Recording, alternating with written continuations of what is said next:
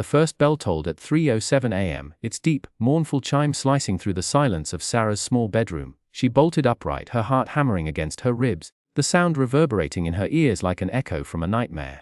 The air was thick with an unnatural stillness, as if the world itself had paused to listen.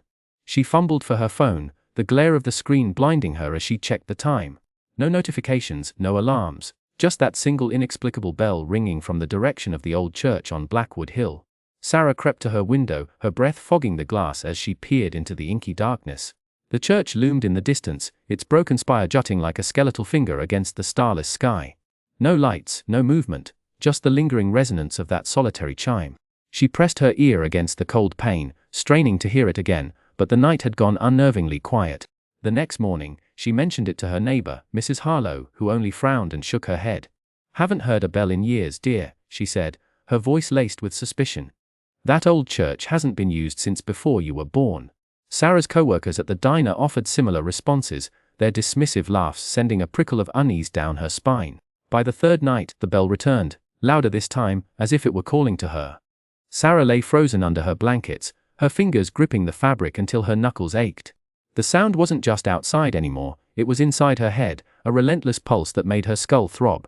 She squeezed her eyes shut, willing it to stop, but the bell tolled once more, each strike vibrating through her bones like a death knell. And then, just as suddenly as it began, it ceased. The silence was worse, because this time Sarah was certain something had answered it. Sarah tossed and turned, the memory of the bell's chime still echoing in her mind like a fading dream. By morning, she was convinced she hadn't imagined it. The sound had been too real, too deliberate. Determined to find answers, she called Mark, her oldest friend, and the only person she trusted not to laugh at her. He was skeptical, as always, but curiosity got the better of him. "Fine," he sighed. "But if this turns out to be some prank, you're buying me coffee for a month." They met at the town's tiny library, a dusty building that smelled of aging paper and forgotten histories. The librarian, Mrs. Hargrove, eyed them with suspicion as they requested records of the old church on the hill. "That place has been empty for decades," she muttered, but she led them to a shelf of yellowed ledgers bound in cracked leather. Sarah's fingers trembled as she flipped through the brittle pages. Then she found it, a single paragraph wedged between census reports. "The bell of St. Ignatius," it read, "tolls only for the dead. Those who hear its chime are marked, and death follows swiftly." Mark snorted.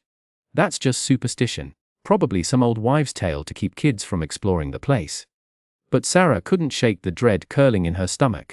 Another line caught her eye. The last to hear it was Thomas Wicker, 1893, found dead in the church belfry, his face frozen in terror. As they left the library, the air felt heavier. Mark joked about ghost stories, but his laughter was forced. Sarah stared up at the church, its silhouette stark against the grey sky. The bell tower loomed like a skeletal hand reaching for the clouds. "We need to go up there," she said. Mark hesitated, then nodded. Whatever was happening, they were in it together now. But neither of them knew yet. The bell had already chosen its next victim. Sarah's breath clouded in the cold air as she and Mark pushed open the creaking door of the abandoned church. The moonlight barely pierced the thick dust swirling inside, casting long, jagged shadows across the cracked pews. The floor groaned beneath their footsteps, as if warning them to turn back. Mark flicked on his flashlight, its beam cutting through the darkness, but Sarah hesitated, her skin prickling with unease. Whispers skittered through the air, too faint to make out but too deliberate to ignore. "It's just the wind," Mark muttered, though his voice lacked conviction. "This place is falling apart." Sarah didn't answer. The whispers seemed to coil around her, syllables just beyond understanding like voices from another world. A sudden draft swept past, icy against her skin, carrying with it the scent of damp earth and something older, something rotten. Then came the bell. A single, thunderous chime echoed through the church, so loud it rattled the broken stained glass. Sarah clutched Mark's arm as the sound vibrated in her bones. "That wasn't wind," she breathed. Before he could reply, movement caught her eye, a shift in the rafters above. A shadow too tall and too thin crouched among the beams. Its head tilted slowly, eyes glinting like polished onyx in the dim light.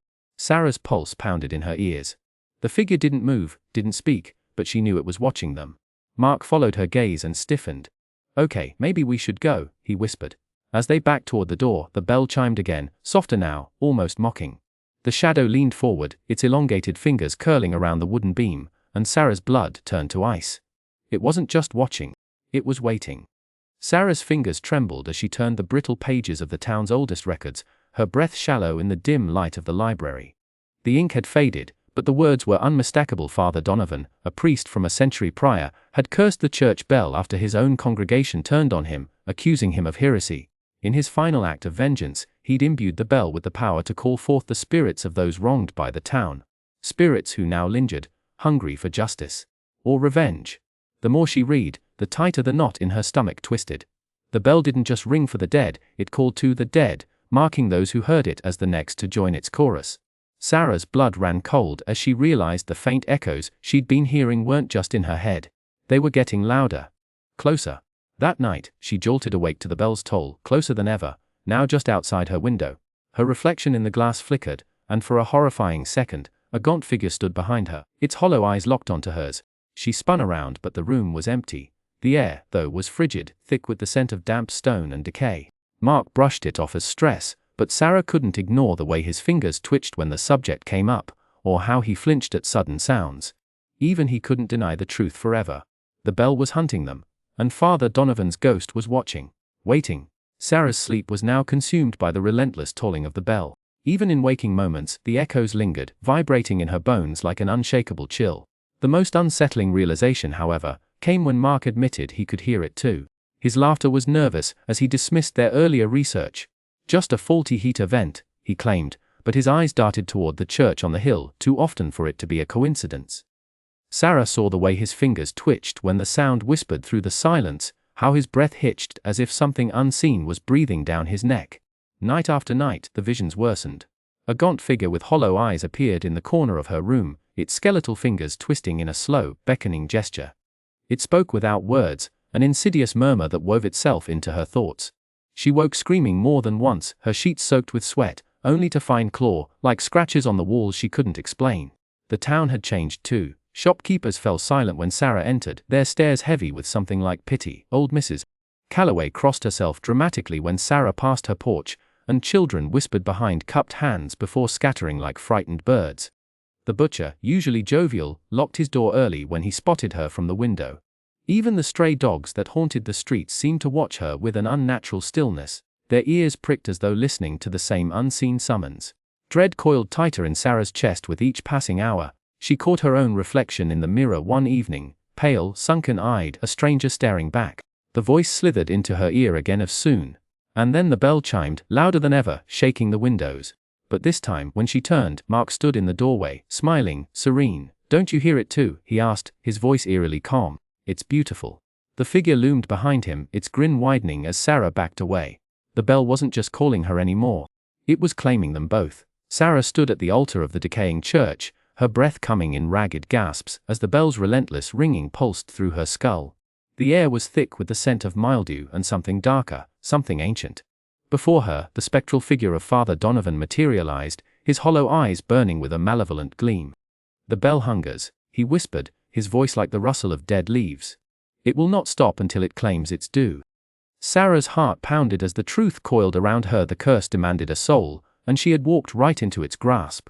Before she could react, Mark stepped forward, his movements unnaturally stiff. His eyes, once warm and familiar, were now glassy and distant.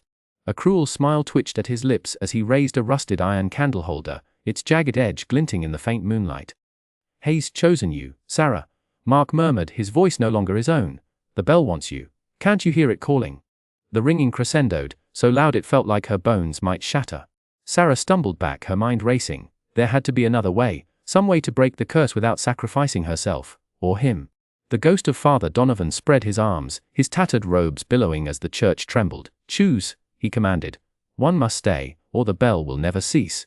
Shadows writhed along the walls, reaching for her like skeletal fingers. Sarah's vision blurred with tears as she realized the horrible truth: escape was impossible. The bell's toll was a countdown to her doom. As Mark advanced, his weapon raised, she opened her mouth to scream, but the sound was swallowed by the final, deafening chime. The world went black, silence fell. The bell at last was still. The town stirred to life under a heavy silence, the kind that pressed against the ears like a suffocating blanket. For the first time in weeks, the distant bell did not chime in the dead of night. The air was still, the streets eerily empty, as if the townspeople sensed the weight of what had transpired. Sarah's absence was undeniable. Her house stood untouched, her bed still made from the night she'd vanished. No one dared speak her name above a whisper, as though fearing it might summon something best left forgotten.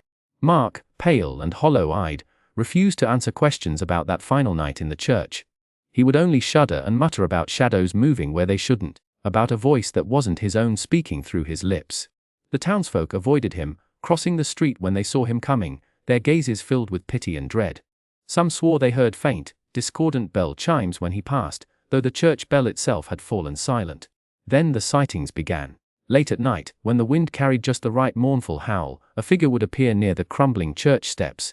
A wisp of a girl in a tattered nightgown, her face pale and pleading. Those brave or foolish enough to venture closer swore they could hear her whispering, "Don't listen, don't listen," before she dissolved into the mist. The legend spread like a creeping frost, whispered in hushed tones to children who would never dare test its truth. And so the warning was passed down through the years: when the night grows still, and the breeze carries the scent of damp earth, cover your ears. For if you hear the bell chime once, it's already too late. The dead are calling, and they do not like to wait.